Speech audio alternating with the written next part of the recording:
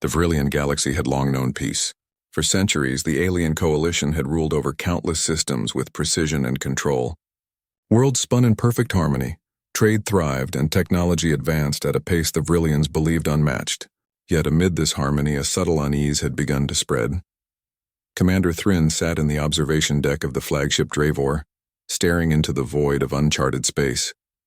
His multiple eyes, layered like lenses, scanned the endless stars with careful attention. Normally, the quiet darkness would bring him comfort. But today, the calm felt wrong. There was a rhythm, faint yet persistent, echoing through the empty void, a steady pulse unlike any natural cosmic phenomenon. "Commander," said Scout Lura, her voice sharp with urgency. She was young for a scout, bold and daring, often challenging her elders' caution. "I've been tracking this signal for days. It's deliberate. I've never seen energy patterns like this before." Thryn shifted his focus to the readings. The rhythmic pulse was faint at first, almost lost amid the background noise of distant stars. But as Lura pointed out, it wasn't random. It repeated with purpose like a heartbeat, steady and insistent. "Deliberate, you say?" Thryn asked, his tone calm but cautious.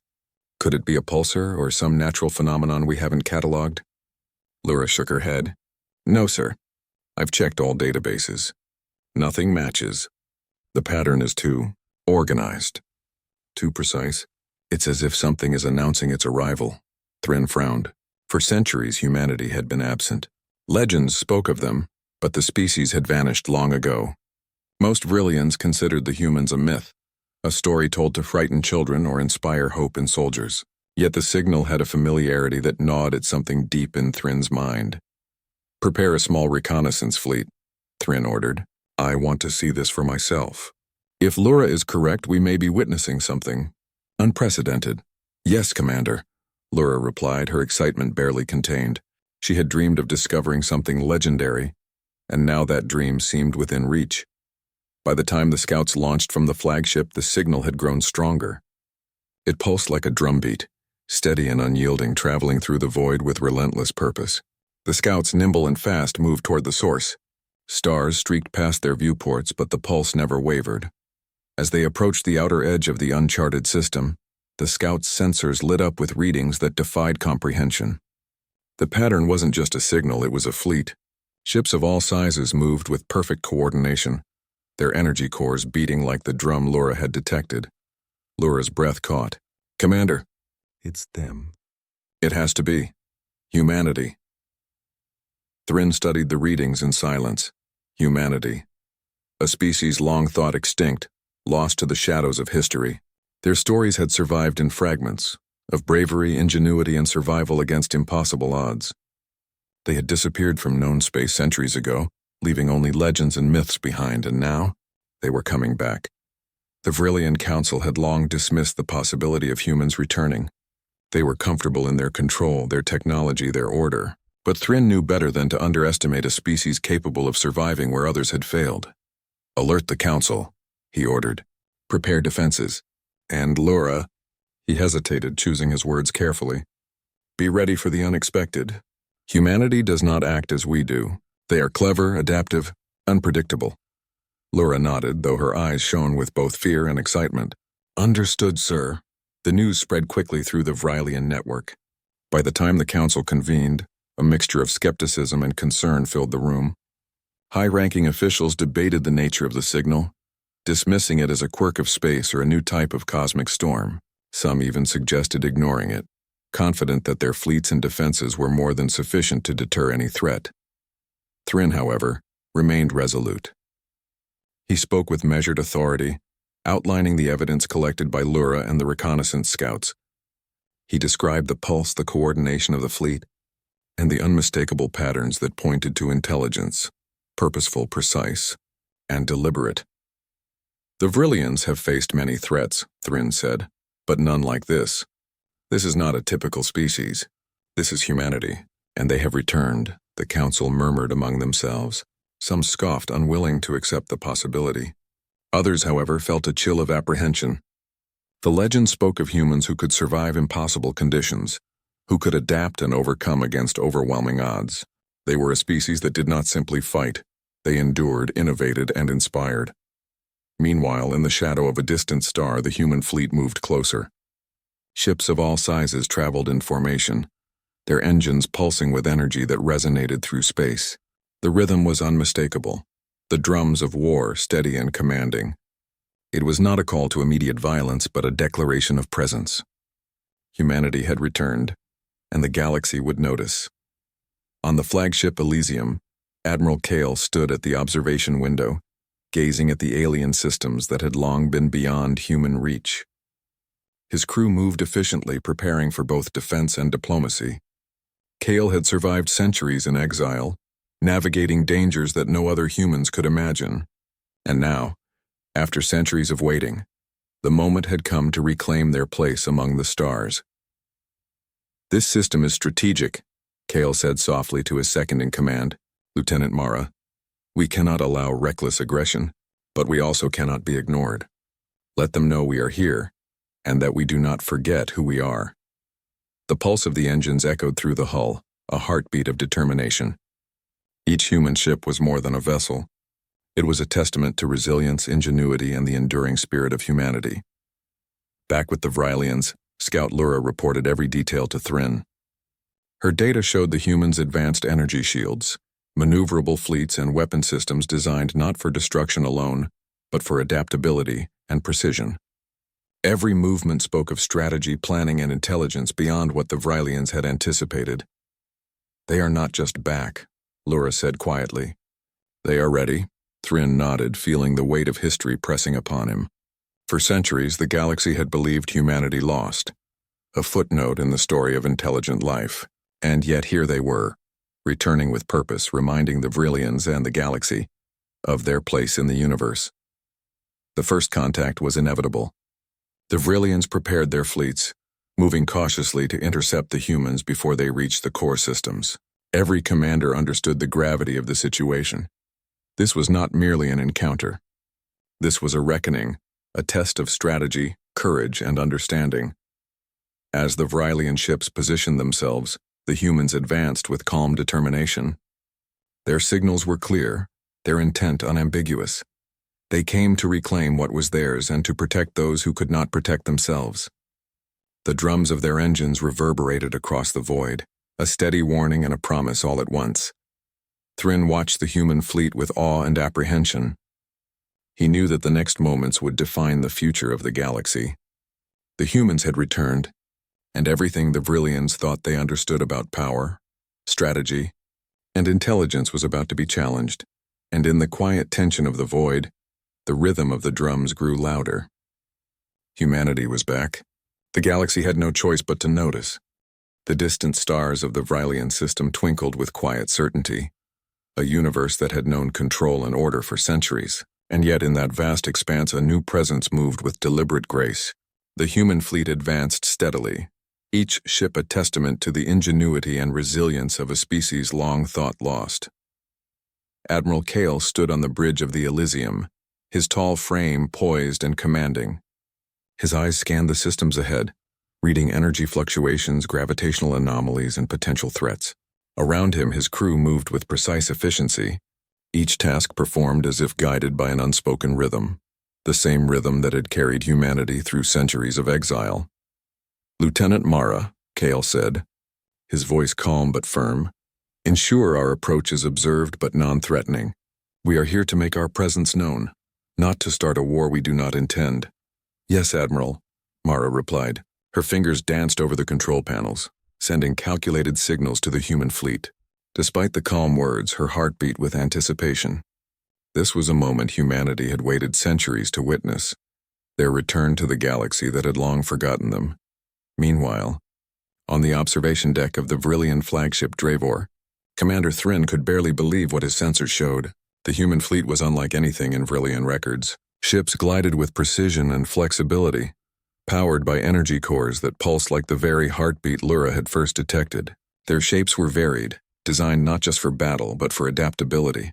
"They're massive," Scout Lura whispered, her eyes wide behind her visor. "And they're organized. Every ship is in perfect formation, yet moving as if anticipating every possible maneuver we could make." Thryn studied the display. "They are intelligent," he murmured. "Not just clever, but adaptable. We've faced many opponents, but never like this." They are not just back. They are prepared. The Vrillian Council had convened once more, this time with the evidence impossible to ignore. Screens displayed the fleet's approach, showing formations and energy signatures that confirmed what Thryn had feared. Humanity had returned. Some council members still argued that it might be a trick, a natural phenomenon amplified by chance, but the undeniable coordination of the fleet left little room for doubt.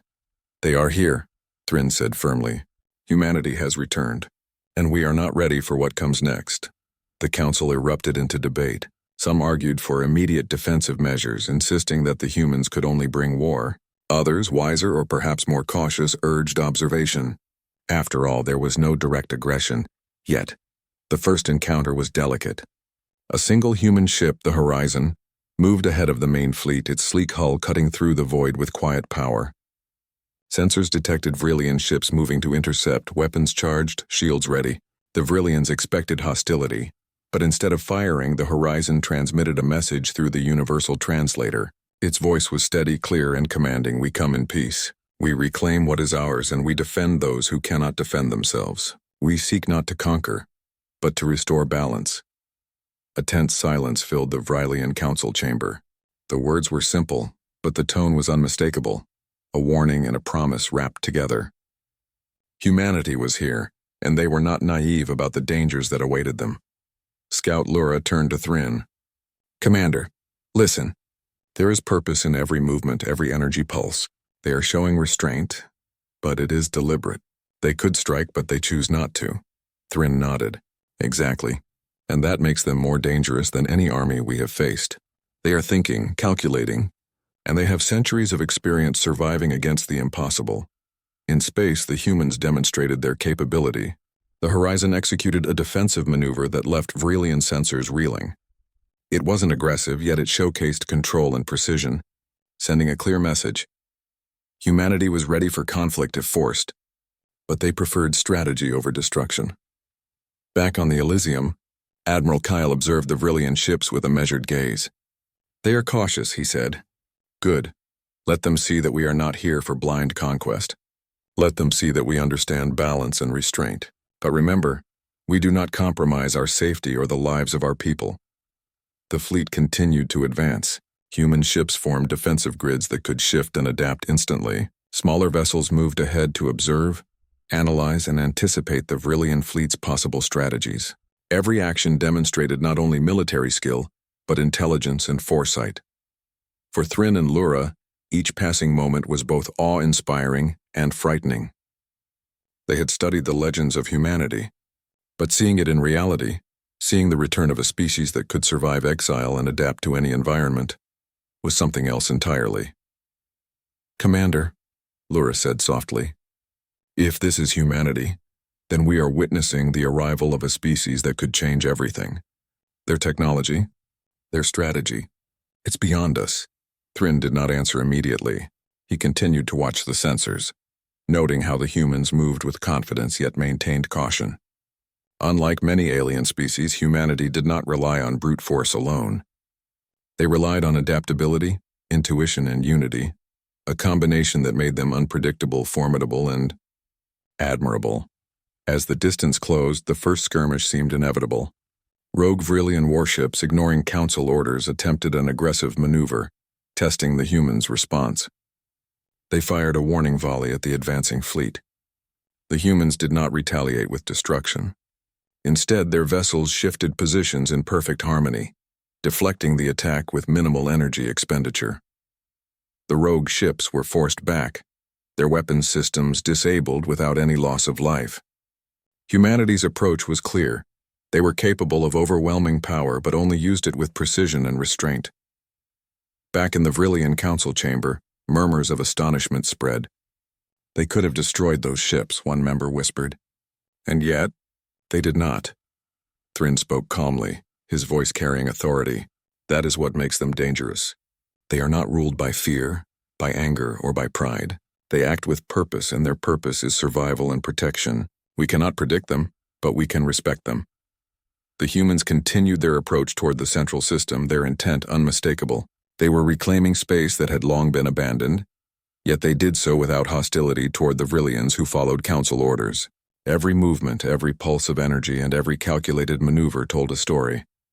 Humanity had returned not for conquest, but for reclamation, for restoration, and for justice. On the Elysium, Admiral Kale addressed his fleet. "We move carefully but decisively. Humanity does not arrive to negotiate weakness. We arrive to show that we exist, that we endure, and that we will act with honor. Do not forget what we are capable of, and do not forget why we return." The rhythm of the fleet's engines continued, a steady drumbeat through the void. It was more than propulsion. It was a symbol, a heartbeat of determination and resilience. Every alien system that detected it would know one truth. Humanity had returned, and they were prepared to defend their place in the galaxy. As the fleet approached the outer planets of the Vrillian system, communication channels buzzed with tentative exchanges. Human diplomats attempted dialogue with Vrillian leaders, offering peace and understanding while subtly asserting their presence. The aliens listened cautiously, still uncertain, still measuring their options. Some feared the humans, some admired them, and some could not comprehend the species at all, but none could deny the evidence. The humans were here, organized, capable, and purposeful. For Commander Thryn and Scout Lura, the realization was clear. The species they had dismissed as myth was alive, thriving, and ready, and with that return, the balance of power, strategy, and influence in the galaxy was about to shift in ways no one could fully predict. Humanity had returned. The drums of their engines had sounded across the void, echoing like war cries and promises combined. They were not merely arriving. They were declaring a presence that could not be ignored, a force that would shape the galaxy for generations to come. And the Vrillians understood one thing with certainty. This was only the beginning.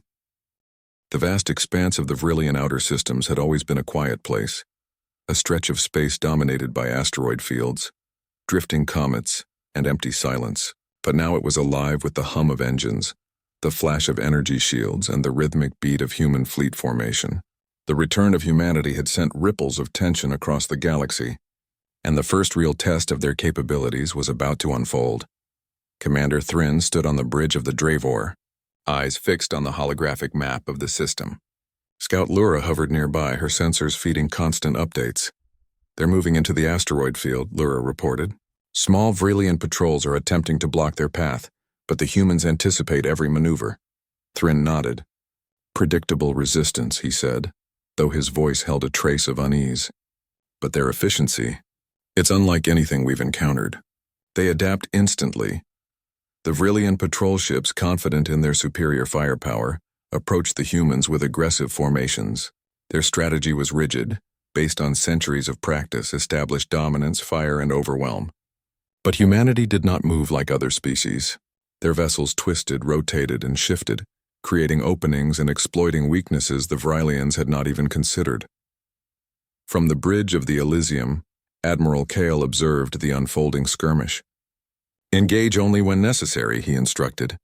"Our goal is not to destroy. We must demonstrate strength, precision, and restraint, make them understand our capabilities without proving reckless." The humans deployed a series of small drone ships into the asteroid field. These drones moved silently, weaving through rocks and debris, scanning for hidden threats. The patrol ships attempted to intercept, but their targeting systems were easily confused by the drones' unpredictable paths. With calculated precision, the drones disabled the patrol shields, leaving them defenseless. Not a single life was lost. The Vrillian ships, now trapped, had no choice but to retreat, their confidence shaken. Back on the Dravor, Thryn felt a knot tighten in his chest. "They're not just fighting," he murmured. "They're teaching. They're showing what strategy looks like even to us." Lura's eyes sparkled with a mix of fear and admiration. "I've never seen a species that fights like this, that plans, adapts, and yet values life so much. If these are the humans, they are unlike anyone in our history." The first wave of skirmishes passed without major casualties, but the Vrillian command structure was rattled. Fleet officers whispered in corridors, discussing tactics that seemed ineffective against the human approach. Every attack was met with a counter that was neither wasteful nor cruel, but efficient and precise. Humanity's ingenuity was undeniable. Meanwhile, smaller human vessels moved deeper into the asteroid field, their engines leaving subtle trails of energy that created illusions of multiple ships. Vrillian sensors struggled to distinguish between real threats and projected ones. Each maneuver was designed not only to protect human ships, but to observe the Vrillian fleet's reactions. Every response, every hesitation was noted for future planning. On the Dravor, Thrin's hands clenched around the railing. Every movement is calculated yet unpredictable. They adapt faster than our simulations can account for. Laura nodded. They are not constrained by our logic or traditions. They act based on observation and intuition. It's remarkable. The skirmishes escalated when rogue Vrillian warships, unwilling to accept human presence, launched a coordinated attack. They hoped to test the humans' defenses and perhaps provoke a reaction that would justify a larger offensive. But the humans anticipated the strike. Admiral Kale's fleet responded with a synchronized maneuver known as the echelon shift. Each ship rotated and shifted in perfect timing, creating overlapping energy shields that absorbed the incoming fire. The rogue ship's weapons were neutralized, their attack blocked without a single human casualty. In response, the humans sent a signal, a clear warning to any who dared attempt aggression. The message is simple, Kyle said, observing the data. We can defend ourselves. We can overwhelm if needed, but we do not strike first. Let them see restraint as a strength. The rogue Vrillians, stunned by the precision and efficiency of the human defense, were forced to retreat. Their leadership questioned their own strategy, unable to comprehend the tactical intelligence and foresight the humans displayed. In the midst of the skirmish, a small human squadron detected a hidden Vrillian facility on the edge of the asteroid belt. The structure, partially camouflaged, appeared to be a weapons depot, designed to launch a planetary strike if required. Kale's decision was swift. We disable the facility, he ordered, but with minimal impact. Civilians or innocents may be nearby. We protect life whenever possible. Human ships moved with precision, targeting the facility's control systems without detonating the main power cores. Within hours, the weapons depot was rendered useless, neutralized without destruction. The Vrillians who discovered it afterward could not understand how their facility had been dismantled without loss of life. Humanity's philosophy of strength combined with morality was alien to them. Thrin watched the operation with a mixture of awe and unease. They are not merely fighting, he said quietly. They are demonstrating a higher standard. A code we have never followed. Laura's voice was barely audible. It's inspiring, Commander. And terrifying. They are capable of reshaping our understanding of war entirely. As the day progressed, skirmishes continued across the outer systems. Humanity's fleet moved fluidly, responding to threats with intelligence and adaptability. Vrillian officers began to recognize a pattern. The human's strength was not in sheer power, but in unpredictability, moral integrity, and the ability to learn from every encounter. Even those Vrillians who had initially doubted the humans began to reconsider. The young soldiers whispered about the courage, strategy, and restraint they had observed. The older officers debated quietly, acknowledging the remarkable skill of the returning species. During a lull in the skirmishes, Admiral Kyle addressed his fleet. Observe, learn, protect. We fight not to dominate but to demonstrate what humanity represents. Resilience, intelligence, and moral strength. Every encounter is an opportunity to show that we are worthy of our place in the galaxy. In response, human vessels moved through the asteroid field like living organisms, weaving between rocks, avoiding obstacles, and positioning themselves with precision. Their energy pulses created patterns in space, subtle signals of coordination and intent. The Vrillian fleet, constrained by rigid strategies and expectations, struggled to predict human movements. One notable incident involved a small Vrillian attack squadron attempting to ambush human scouts near a dense asteroid cluster. The humans, anticipating the trap, deployed decoy ships that mimicked their energy signatures. The ambushers were drawn in, only to find the real scouts had maneuvered behind them, disabling their weapons and forcing surrender. Not a single human ship was damaged. Back on the Dravor, Thrin's expression was grave. They do not waste effort, yet they achieve results we cannot match. Their efficiency, it is beyond comprehension. Laura's voice trembled slightly, though with excitement. Commander, they are not just returning, they are teaching. They are showing us what it means to be intelligent, adaptable, and humane. I've never seen anything like this. By the end of the day, the skirmishes had ended with minimal casualties on both sides. Humanity's fleet held its position, demonstrating both dominance and restraint. The Vrillians were left to ponder the implications. A species long thought extinct had returned, capable not only of surviving, but of redefining what it meant to engage in warfare. Thryn turned to Lura. "We cannot underestimate them," he said. "They are not merely a threat. They are a lesson. And we would do well to learn from it before the next encounter." Lura nodded solemnly. "Yes, Commander. They are back, and the galaxy will never be the same." As the human fleet settled into formation near the edge of the system, the rhythm of their engines continued, a steady, powerful drumbeat that echoed across the void. It was a warning, a promise, and a statement all at once. Humanity had returned, and the galaxy would feel their presence in every star, every system, and every decision. The Vrillians, for all their strength and strategy, now faced a reality they could not ignore. Humanity was here, humanity was capable, and humanity would not be dismissed. The drums of war had sounded, and the first echoes had already reshaped the understanding of power, intelligence, and courage. The skirmishes were only the beginning. The galaxy was awakening to the return of a species that refused to be forgotten, a species that would not be contained, and a species that would inspire fear, respect, and awe in equal measure. And in that silence after the first battles, Commander Thryn understood the truth. The humans had not just returned to the galaxy, they had returned to change it forever. The contested planet of Varys Prime hung in the void like a jewel. Its surface was rich with minerals, water, and sprawling landscapes that could sustain life for centuries. For the Vrillians, it was strategic, a place to mine resources and build fortifications to strengthen their hold in the sector. For humanity, it was more than strategy.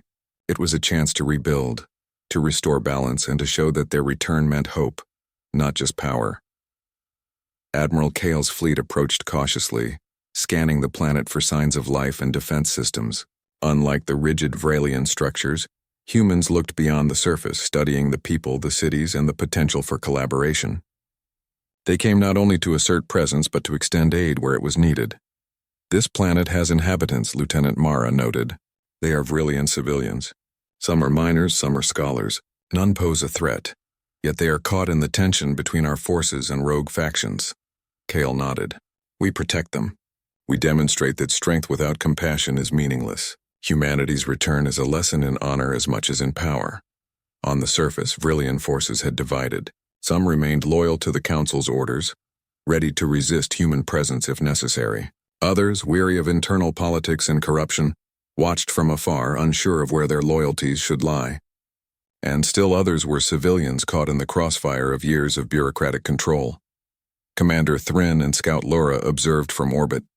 "This is the most difficult test yet," Thryn said. "Their actions will reveal the true intent of the humans, and it will challenge everything we believe about strategy, honor, and morality."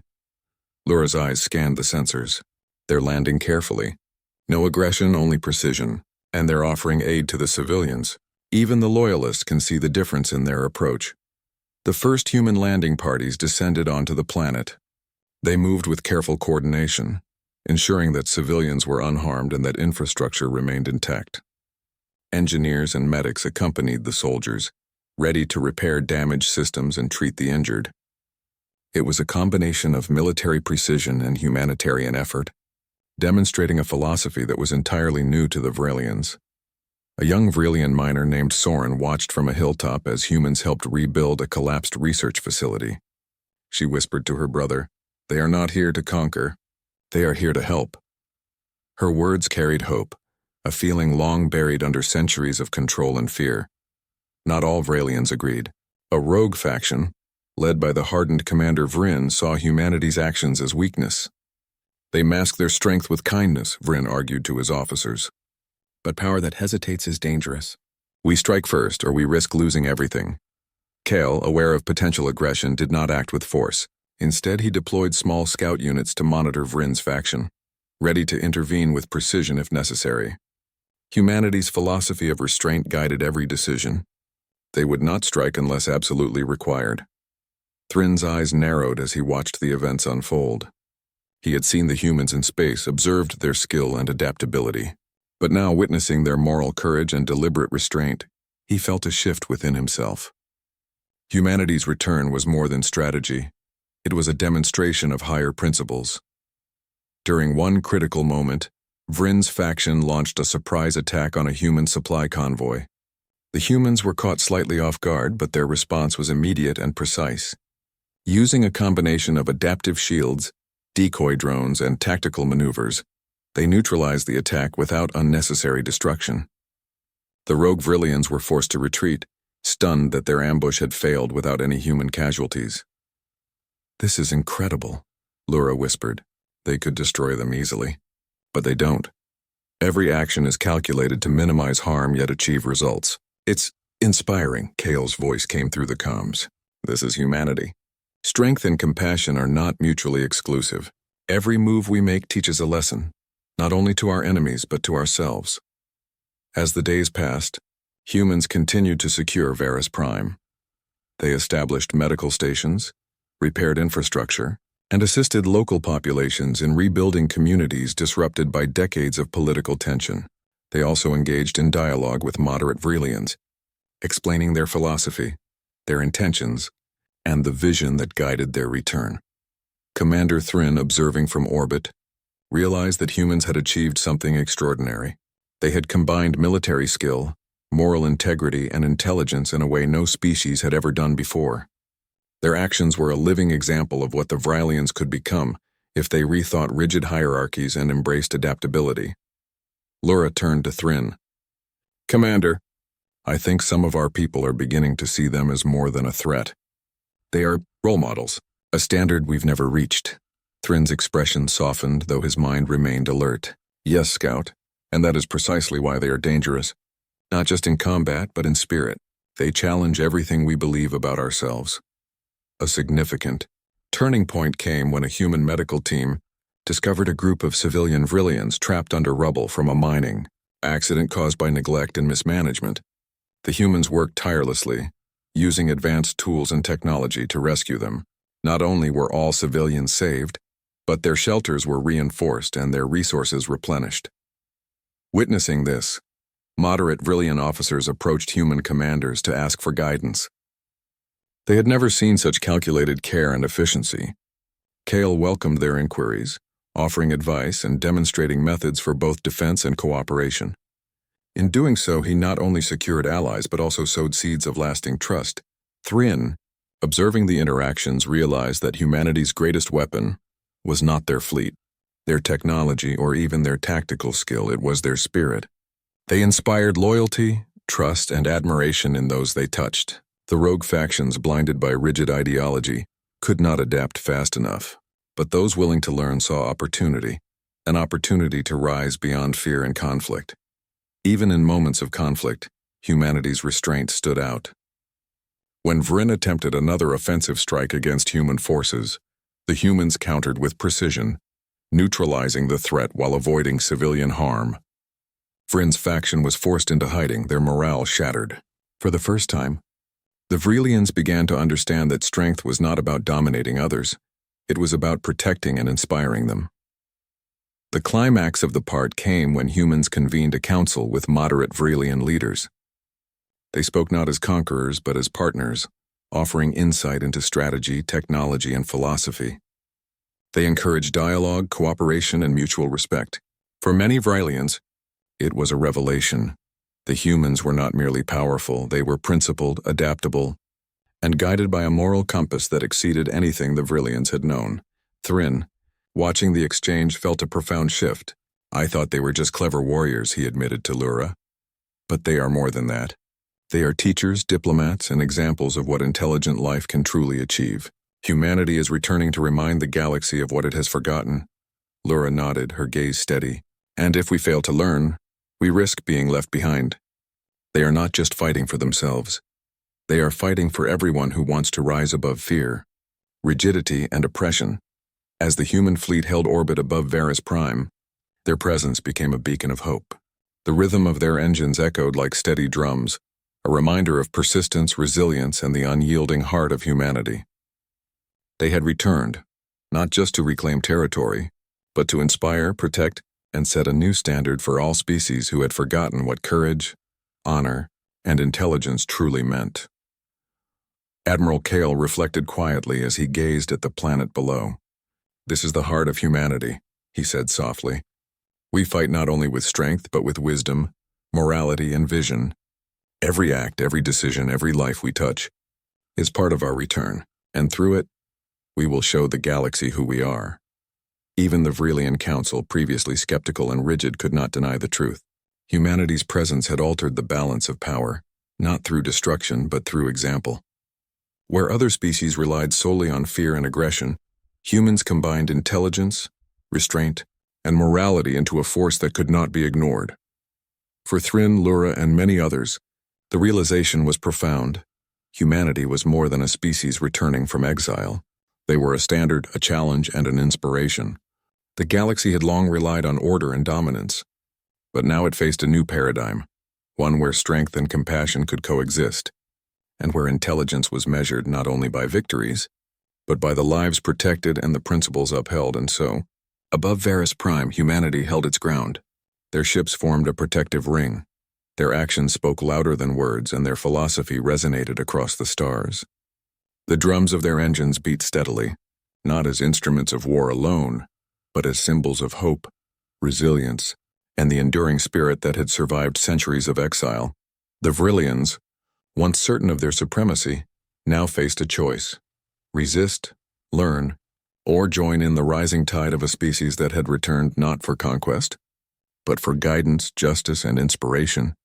Humanity had reached the heart of the galaxy, and in doing so they revealed the true heart of themselves: steadfast, compassionate, and unyielding. The stars above Varus Prime burned brighter than ever before. The long shadow of war had not ended, but the light of change had begun to spread. Humanity's fleet stood watch in orbit, silent, steady, and strong. Every ship pulsed with energy. Every engine beat like a drum in the void, marking the rhythm of a new era. Admiral Kale stood at the command deck of the Horizon's Dawn, gazing at the planet below. Reports flowed in from across the surface.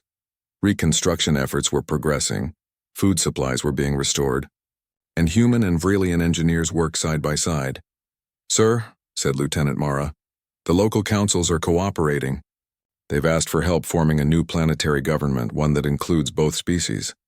Kale smiled slightly. "Good. Let this planet be the first example of what cooperation can look like. Humanity's strength must always build, not destroy." But even as peace seemed near, Kale knew danger was never far. Deep in the uncharted sectors of the galaxy, signals whispered of rebellion. Commander Vryn, the rogue Vrelian leader who had fled defeat on Varus Prime, had regrouped. He had gathered fleets from extremist factions who feared humanity's influence and wanted to destroy the growing alliance before it could spread. "We've detected movement from the outer rim," reported a communications officer. "Rogue Vrelian fleets converging at the edge of the system." Kale's expression hardened. "They're coming to end what they started."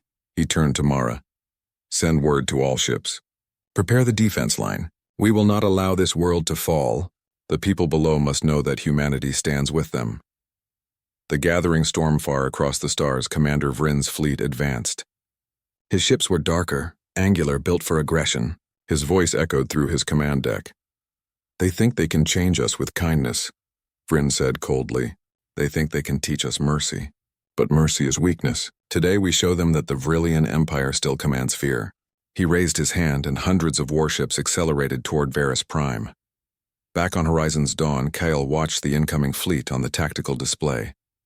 The red signatures of the enemy glowed like blood drops against the black of space. Yet Kale did not flinch. "All ships hold position," he commanded.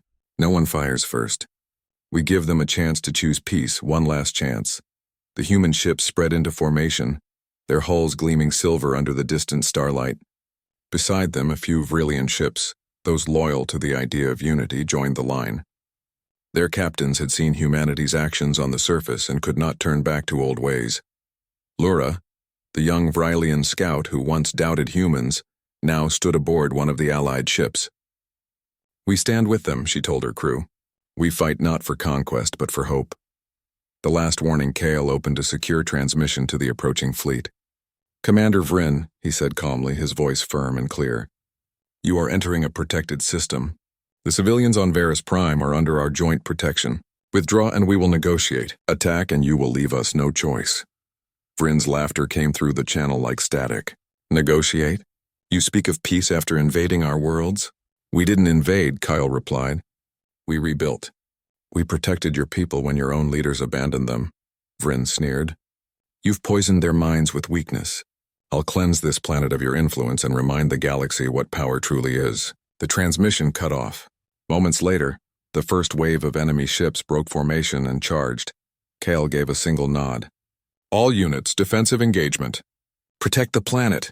The battle for Varus Prime. The stars erupted with light. Energy blasts streaked through the void, colliding with shields and armor. The roar of engines filled the comms. Human and allied Vrillian ships moved in perfect coordination. Fast, adaptable, unpredictable. The horizon's dawn spun through enemy lines, releasing waves of countermeasures. Smaller corvettes darted around cruisers, drawing fire away from the vulnerable. Every move was planned, every shot measured. Meanwhile, the rogue fleet fought with fury. Their ships were powerful, but their tactics were rigid. They relied on brute force, while humanity fought with creativity and precision. Kale's voice cut through the chaos. Squadron Theta flanked their right wing. Alpha Team form a shield wall over the northern hemisphere. No stray fire hits the planet. On the surface, the people of Varus Prime watch the sky shimmer with flashes of blue and red. Children pointed upward, whispering prayers of hope. The once broken world now held its breath as the two ideologies, fear and unity, clashed in orbit. Commander Thryn, now aboard a neutral observation ship, watched the battle unfold. This is no ordinary fight, he said quietly. This is a test of what the galaxy will become. The turning point, the battle raged for hours. Both sides suffered damage, but the rogue fleet began to falter. Their rigid formation made them predictable, and the human commanders exploited every weakness. Lura's ship dove through the chaos, targeting the engines of a massive Vrillian dreadnought. We'll disable them, not destroy them, she said. Let them see mercy has strength. Her crew followed, striking with precision. The dreadnought's engines failed and the ship drifted powerless. On Horizon's dawn, Kale focused on the flagship at the center of the enemy line, Vryn's own vessel. Prepare the boarding team, he ordered. I'll speak to him myself. His officers hesitated. Sir, it's dangerous, Kyle nodded. Leadership always is. Humanity leads by example. Moments later, Kale and a small team boarded Vryn's ship. They moved through smoke-filled corridors, their armor scorched but their steps steady.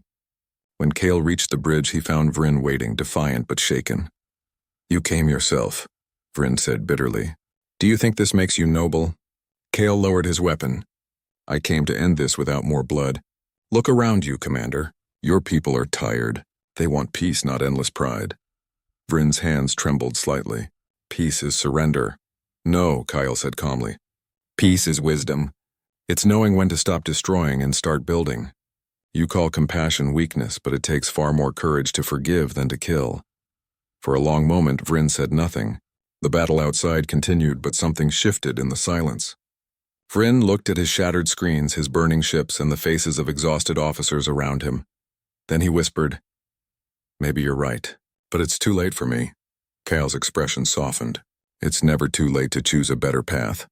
Before Vryn could answer, another explosion rocked the ship. Kale's team pulled him back to safety as the enemy flagship began to break apart. Kale gave one last look at Vryn, then signaled evacuation.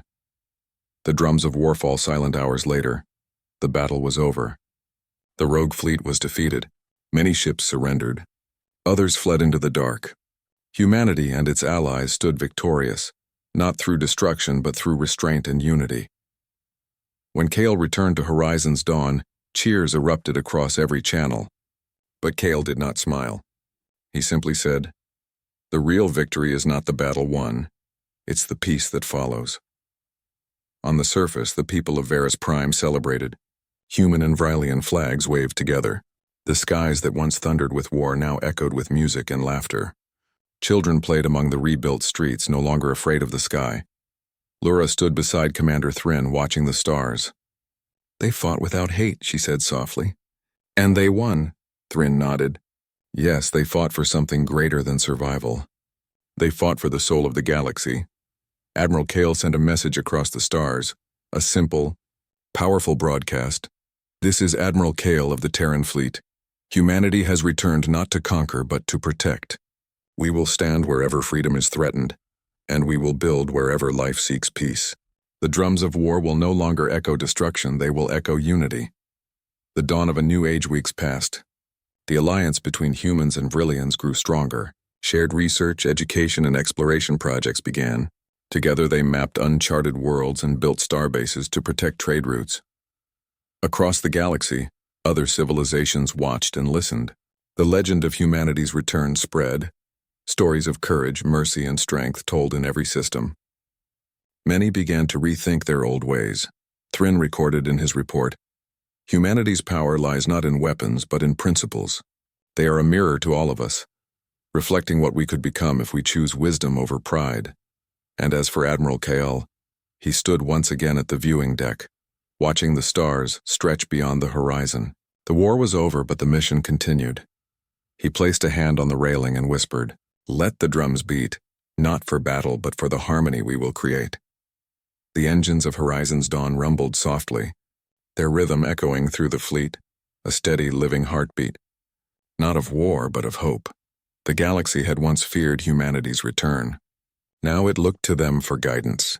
And in that vast silence between stars, the legacy of humanity spread, strong, wise, and eternal. They had heard the drums of war, and they had realized humanity had truly returned.